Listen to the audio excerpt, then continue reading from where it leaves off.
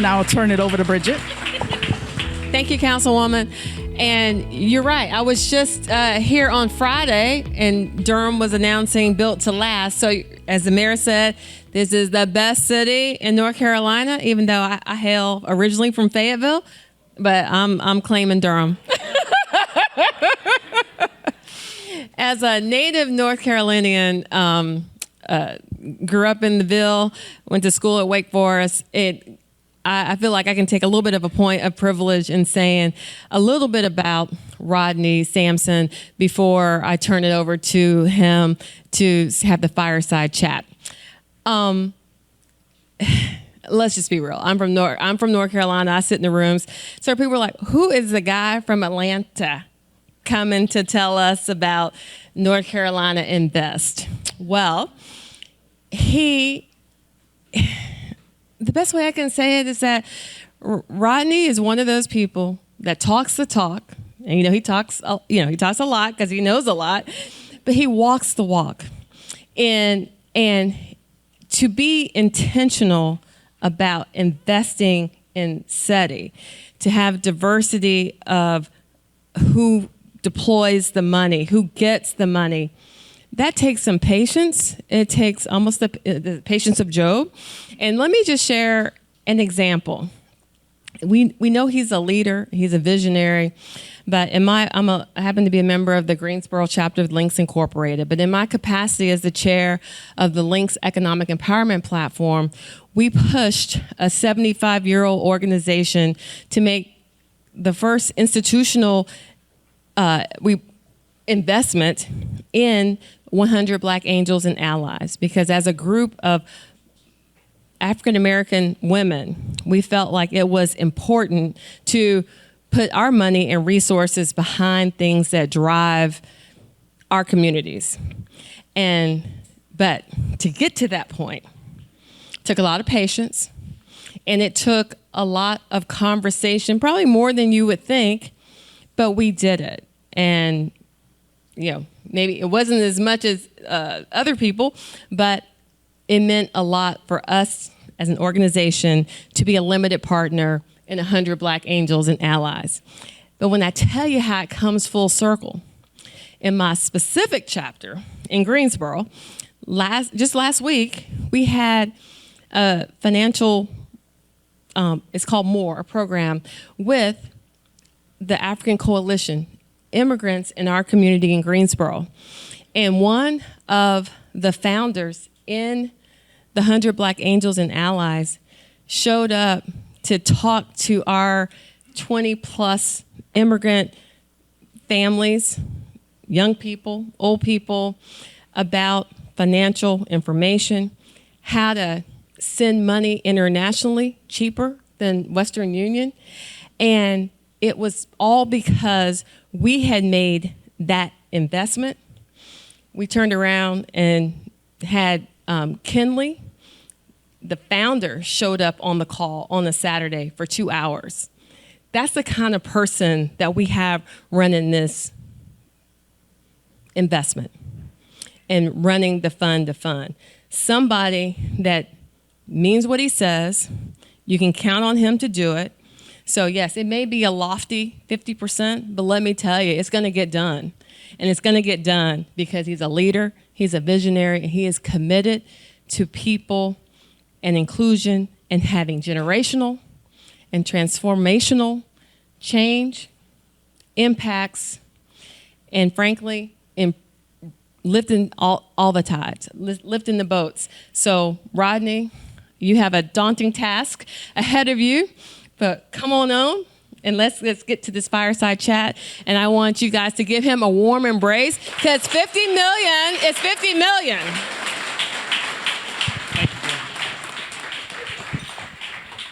Wow. Bridget just lifted the stakes a little bit higher. But we're definitely up to the challenge. How's everyone doing this evening? All right. We're going to keep our program going. And so I would like, Bill, come on down. We're going to have a chat this evening to set the stage of what's possible. There you go. Want to share? Yeah, well, yeah. set the stage on what's possible when men and women decide to build something from nothing. As many of you have heard, I am a native of Atlanta, Georgia, and I do still reside in Atlanta, Georgia. However, I remain a professor of the practice at Flagler. And so at the beginning, right before the beginning of the pandemic, I don't think she made it here tonight, but Jess Averard, how many of you know Jess for this community? So Jess reached out to me and said, Rodney, you gotta do me a favor, do me a solid, go speak at this conference that Flagler was having. And I said, well, where's it going to be at? And she says, oh, it's gonna be at the Breakers. I said, well, that's not difficult. I'll go to the Breakers. And so I went to that conference, and that's when I spoke, and I met the UNC Flagler team. Vicki Gibbs was there. Greg from the university was there. And I would say a couple of weeks later, we all got on the phone, and they invited me to come to the university as one of their Cohane Distinguished visiting professors. And so it was a joint opportunity between UNC, Flagler, and Duke. And I've learned a lot about those juxtaposing brands, to say the least. During my tenure, it was a 2-year tenure, I stood up 2 professional certificate programs. One was called Diversity, Equity, and Inclusion Solutions. And I was given the leeway, to develop this unique pedagogical approach to teaching diversity, equity, and inclusion from not just the strategies and kind of pie in the sky, what's warm and fuzzy, but some real solutions-oriented strategies. Now, mind you, we were standing up this certificate program while the board was doing what the board does with, one of our nation's distinguished, thought leaders, Nicole Hannah-Jones. And so we were in some very interesting territory with this certificate program, but we ended up having 45 professionals around the country, from startup founders to investment professionals to C-suites and academia, to participate in this respective program. We also created another certificate program called the Black Tech Ecosystem Investment Certificate Program. And it was 2020, and so we were being incredibly intentional about how we wanted to brand this respective program, because what we started creating in Atlanta maybe 20 years ago, almost 25 years ago now, and started spreading around the country, is this concept of building a Black Tech Hub, where all of the stakeholders in that region were intentional about backing those founders who, based upon the data, couldn't raise less than 1% of the capital required for their respective rounds. And so we took a lot of what we'd learned. I haven't been an investor for over a decade, invested in about 7 venture funds directly and about 80 other companies indirectly, with a majority African-American portfolio. We took what we had learned and we packaged it up and we taught it to another 45 professionals, actually mostly Black women from the Links Incorporated across the country. So it was really some groundbreaking work there. And when I tell you, these women asked me 1,000 questions and I answered every one of them, and they got certified in the end. Well, in that class was Julia Malinowski, and I'm not sure if Julia was able to make it tonight, but Julia used to work at the North Carolina Rural Center. And so she got certified in Black technology ecosystem investing. And when I tell you, if you could participate in these classes, the first half of the class was either a professor from Stanford, UNC, or Duke. And they were coming with some real, theories and just all the research. And then the next half would be practitioners, those who actually were doing the work. And then we would wrap up with a pretty intense Q&A, because a lot of times the academy would kind of butt heads a little bit with the practitioners. But at the end, it provided our students a working investment thesis and being able to see really how the unfair advantage in investing could be created by looking for opportunities that everyone else was overlooking. And so that's been my investment thesis, and I bring a part of that to this work. And so Julia, after graduating from the class, reached out and said, SSBCI 2.0. I was like, I'm familiar with it, never thought it would get renewed again, but because of the American Recovery Plan Act, it did get renewed. I also serve as a senior fellow at the Brookings Institution, and so I have an opportunity a lot to help policymakers from a bipartisan perspective form innovative policy, whether that's around capital formation, inclusive technology.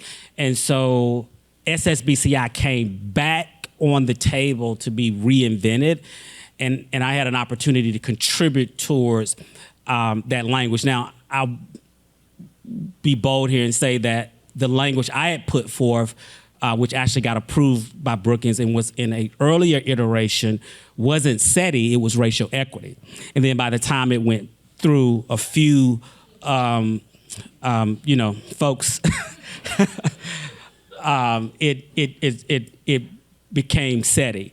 And then we looked at SETI again and we said, you know what, okay, we'll take SETI and we'll approach it from the intersectional perspective that, sure, you can have someone who is black that also happens to be a woman that also happens to be gay. You can have someone who lives in a rural community that happens to be white but also happens to be gay. So if we started to look at the intersectionality of people and not just people in silos, I think we could have a good thesis to go after this. And so after a competitive process, I was selected to manage the VC program. And so with that, we'll talk a little bit more about that when Amir and I have our conversation, our final conversation. But I wanted to kick it off because being from Atlanta and, spending time in San Francisco, New York, and Boston, you run into these, what I call these outlier instances of high growth entrepreneurship. And what I mean by high growth entrepreneurship, venture capital follows high growth, what we call high growth company building. And the reason venture capitalists like to invest in high growth firms is because of the return profile that our investors, limited partners, are aiming for. And sometimes you don't get venture returns from what might be considered a lifestyle business or a small business enterprise. It's usually a high growth company, and typically that high growth company is a product-based company, and typically that product-based company is a software company.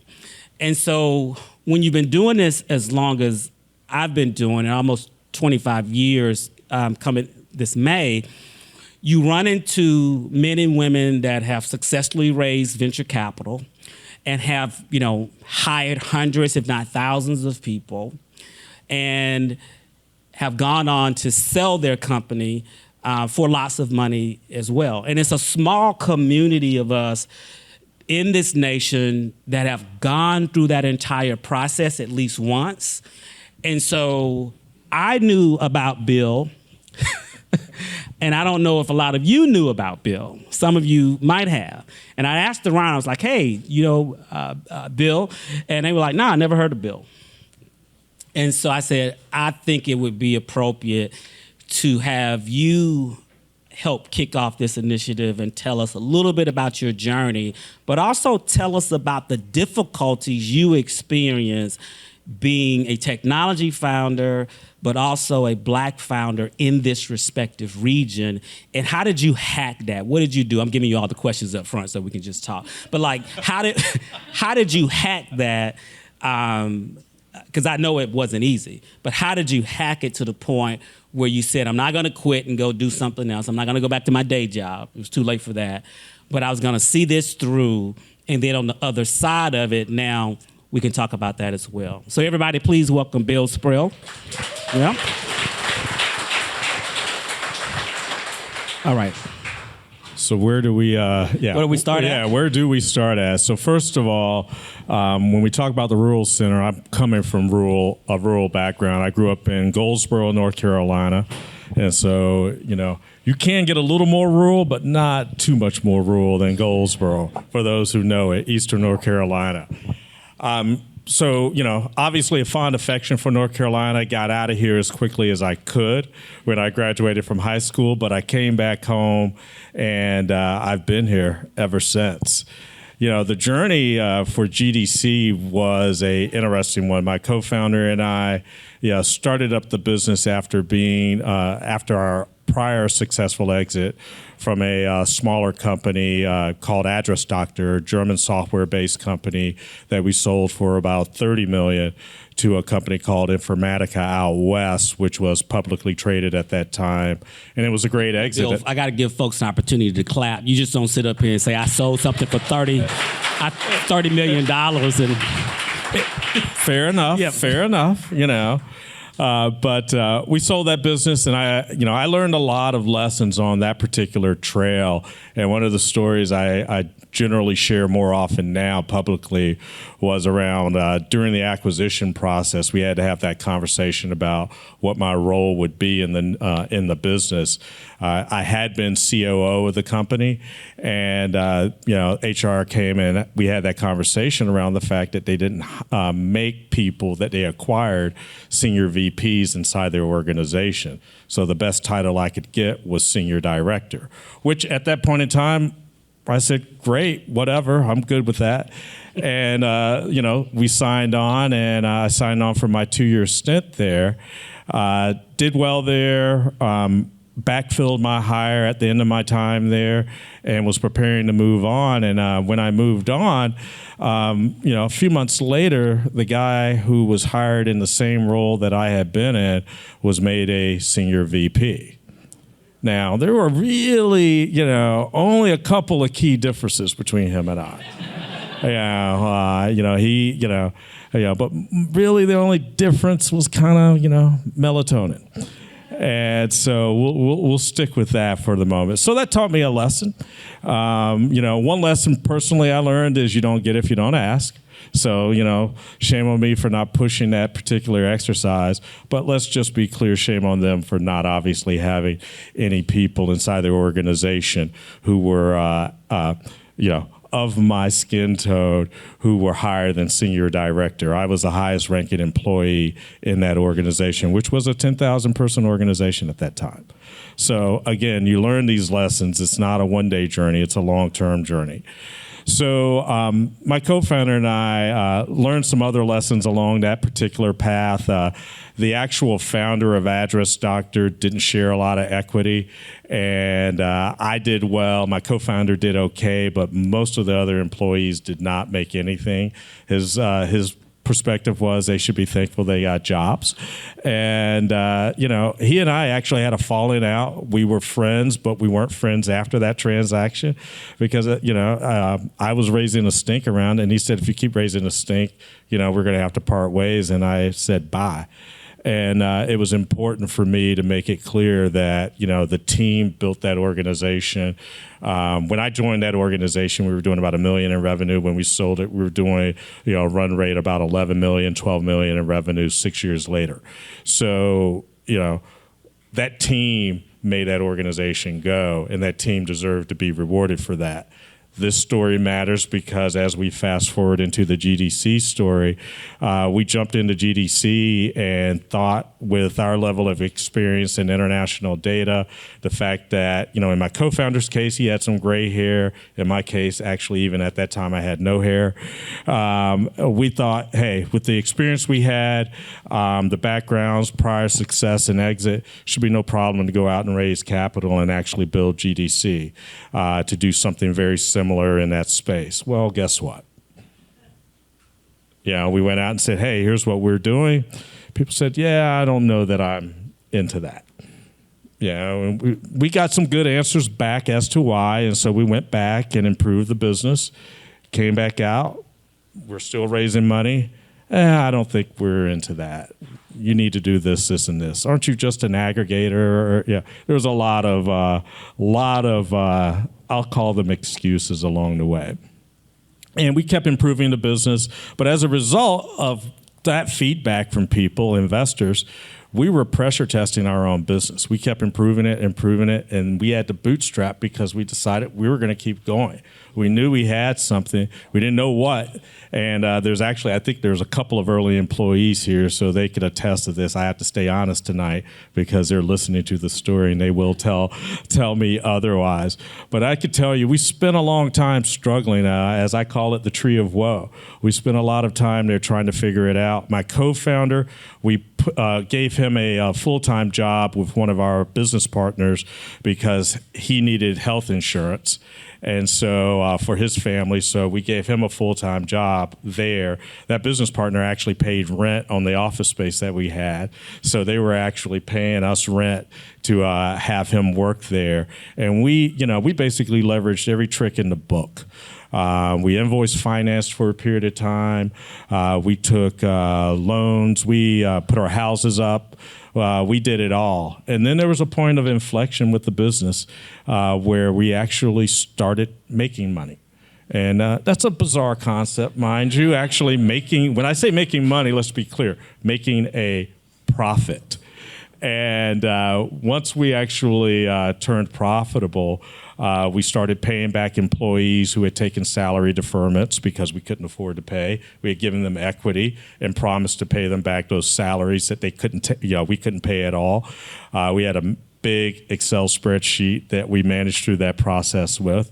We started paying them back, and I remember the day we paid off the very last one, and it was kind of like, oh, I guess we're kind of, we've arrived there. I remember the day where all of our credit lines were paid off, and we actually recognized that we actually didn't need to revenue finance anymore. We could actually keep that money in our bank account. And, every little bit we kept moving. And all along the way, investors said, no, we're not interested. No, we're not interested. No, we're not interested. And then came a point where we had the leverage. And so we were working with a large enterprise company called Experian to do our Series A round. They definitely wanted to invest, and we were literally in closing documents with them to invest basically $5 million on a $40 million pre. And their CFO retraded on the deal literally at final docs. And they had to learn a very valuable lesson that when I say don't do that, I kind of meant don't do that. So when they retraded on me, I walked away. And a company called Refinitiv, which is another large enterprise tech player, stepped up and said, hey, we'll do that deal. And they closed that deal in 30 days. So we did raise a Series A round, so we did raise venture capital, but that was almost 10 years into the business. 10 years in, we raised venture capital. Wow. Yeah. So, yeah. Well, I mean, and we want to add some color to that a little bit. So if you look at the venture capital landscape in America today, it only represents about 3% of the entire capital stack, right? And I mean, all debt's in the stack. You've got mezzanine in the stack. You got all the different, revenue-based finance. I mean, that's a kind way of even calling that. That's really like a boogeyman coming into your office every day at the end and just going into your bank and just, taking money out. And the fact that it's even legal in this country is that's something you got to solve for. But I actually, for us, it was actually a good thing. I'd rather trade debt than equity because I felt my equity was valuable. Yeah. So, we were paying the VIG, but it was an insurmountable VIG. Right. So, moderation in all things. Right? Exactly. Yeah. I definitely agree with you on that. So 3% of the stack, that 3% is going into roughly, let's say, 12,000 American firms annually. And some of that capital starts to flow in some parts of the country when folks are like, I have an idea, right? Oh, let me, I'm at a cocktail party. Let me write this on the napkin a little bit. Or, let me send you my executive summary. Let me send you my pitch deck. And it's like a concept, right? Versus 10 years building a business. It's now profitable. And now and only now am I able, to get capital.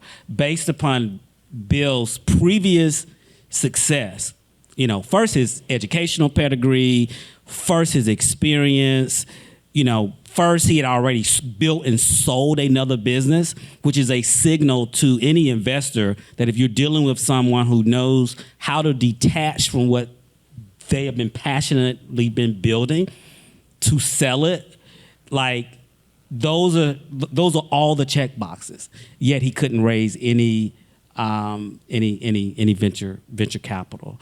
And so although we celebrate that he eventually did, what we want to solve for is for people like Bill and many of the people in this room, regardless of your, kind of geographical, social, economical, intersectional status, you should be able to raise capital just like anyone in Silicon Valley, just like anyone in New York City, just like anyone in Boston or Seattle. Continue.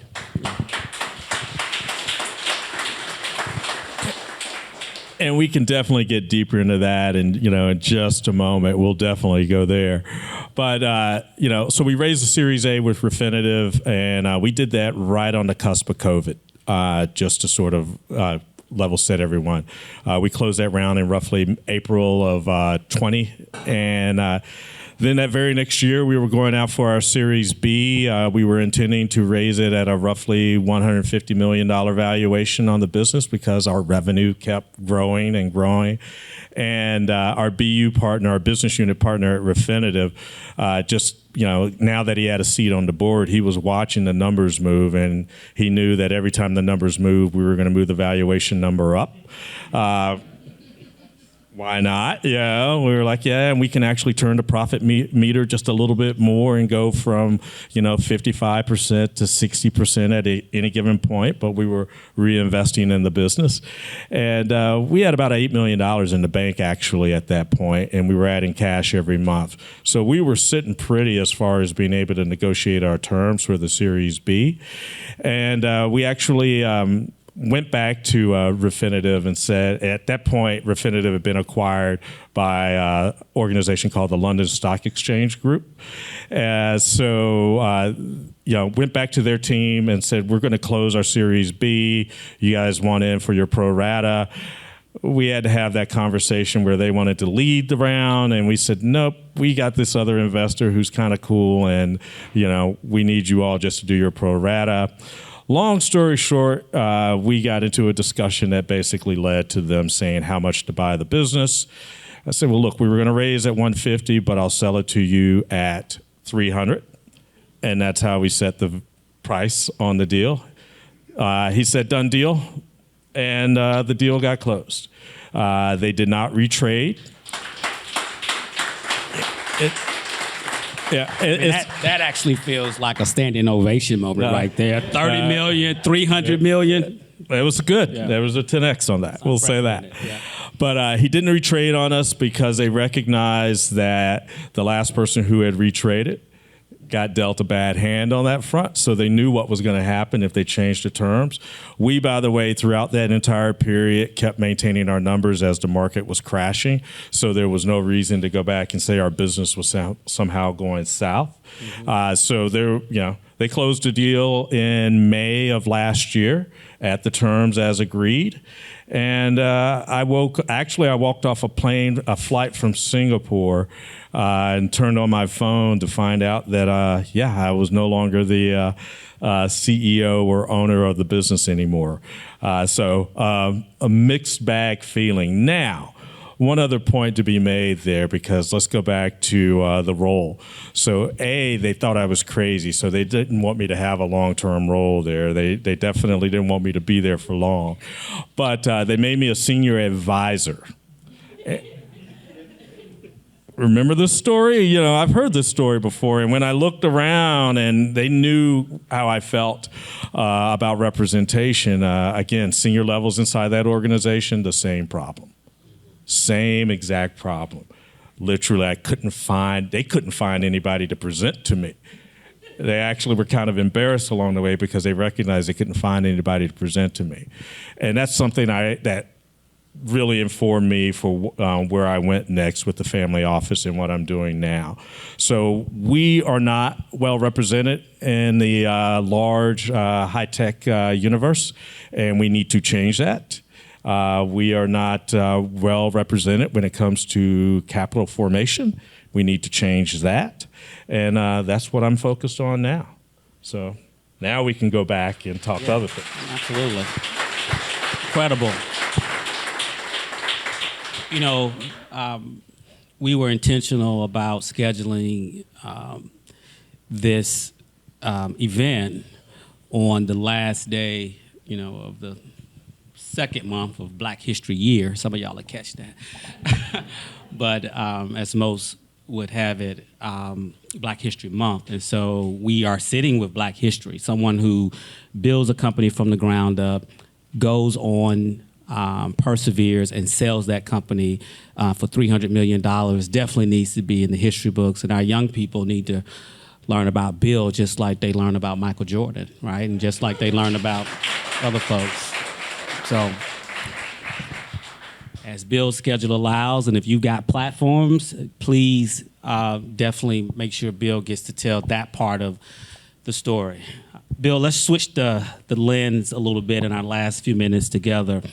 You know, now that you're not focused on company building and you're really focused on building up the North Carolina ecosystem, tell me what you're working on now, but also tell us some of the challenges, candidly, that you're experiencing in the region and how you're going to do your part to help solve that. Sure. So, you know, what we're doing now is Second Foundation. It's my family office. So we talk about it as 2NDF. My branding people keep insisting I can't say second F, so it's 2NDF or Second Foundation. And it's an old Isaac Asimov reference. I'll let you all go online and take a look at that, 2ndf.org. And we're focused on really, you know, our main mission is to drive the inclusive growth of the Triangle to a point of national dominance by 2033. And that's an important mission for me. I've been here a long time. I cut my tech teeth at the CED, the Council for Entrepreneurial Development here in the Triangle. And I was here when, you know, this side of Durham, there wasn't a whole lot that would go on after dark. Not a whole lot that you wanted to be a part of. And it's been amazing watching this transformation in Durham. Same thing is true in Raleigh. The same thing is true in Chapel Hill. The Triangle has continued to move along, but it hasn't necessarily moved along in what I would call a truly inclusive manner. And so those are things that we are focused on changing. So one area of focus for us is capital formation. So not only am I writing checks, but I'm encouraging others. So with the exit at GDC, I mentioned about the whole equity thing that happened for us at Address Doctor. Well, one of the things we did at GDC was we were very generous with our equity. And as a result of that, we created 27 new millionaires in the community. Some of those people are becoming active investors. Some of those people are becoming LPs in local funds and angel groups. And the whole idea was to bring more capital into the area. One thing, I'll speak to tonight just around kind of what this program is doing to bring more capital to bear to the area. You know, my intent and determination is to bring another $100 million, $200 million worth of capital into this area, both at the seed, Series A, and Series B level. This area is a robust area. We have great entrepreneurs of all colors. We have great technology. We have great managers. We have great everything, and we need to do more. The other two areas, ecosystem development. So I've made I heard that, what you said. Okay. I heard you. It's going to happen. You hear that? Yeah. It is going to happen. Yeah. So the other areas of focus also are ecosystem development. I've already made a relatively large gift at this point to the Council for Entrepreneurial Development, $4 million over 4 years, to say that I'm not just talking, I'm walking. And when it comes to answering that question, when you say, how are you going to do it? I'm going to just do it. I'm a Marvel Comics fan as well. I am a geek at heart, just to be clear. And, character Thanos in Avengers Endgame, he had a phrase that he basically said, I'll just go and do it myself. And he put on the gauntlet and went out. And for the most part, he did it himself. It took a do-over for it to get undone. So I'm going to do it myself, and I'm going to bring people along with me. Hopefully some of you all will join and participate, but you don't have to. But I'm going to go ahead and move ahead. This is, I've committed myself to this community, and I've committed the monies that I've made to making this community a stronger place. So ecosystem development will play a role, and then minority education will also play a role. And that is, we're really focused on identifying and locking in on high aptitude, high achieving African Americans in particular, people of color, to basically steer them in the direction of high tech roles. Not just be junior developers. I want to see more senior developers. I want to see more people in the VP slots. I want to see more people at the C-level slots in organizations, both at the enterprise level as well as at the startup level. So we are highly focused on creating programs and frameworks around that. I've hired a team of 4 and taken down office space to focus on those things, as opposed to taking my toys and spending time, all my time in the Caribbean. I'm only spending a small amount of my time in the Caribbean.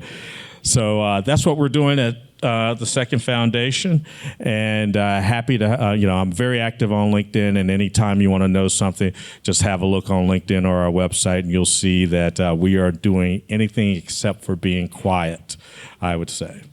Absolutely. Wow.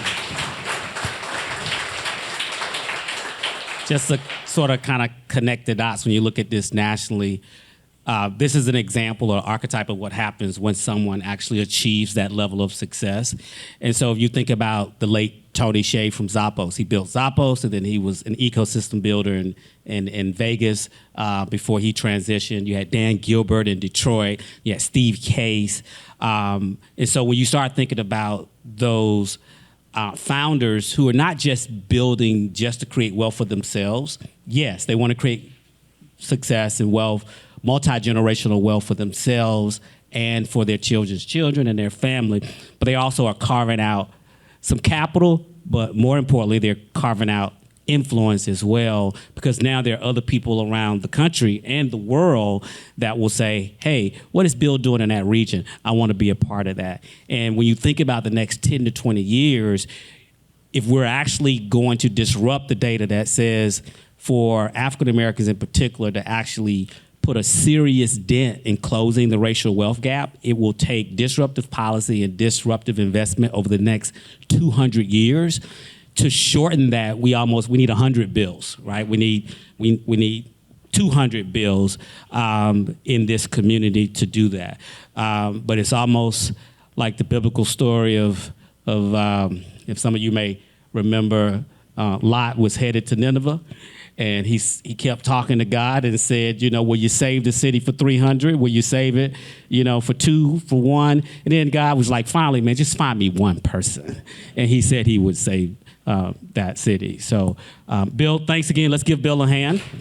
And we're going to turn it back over and keep the program going. All right.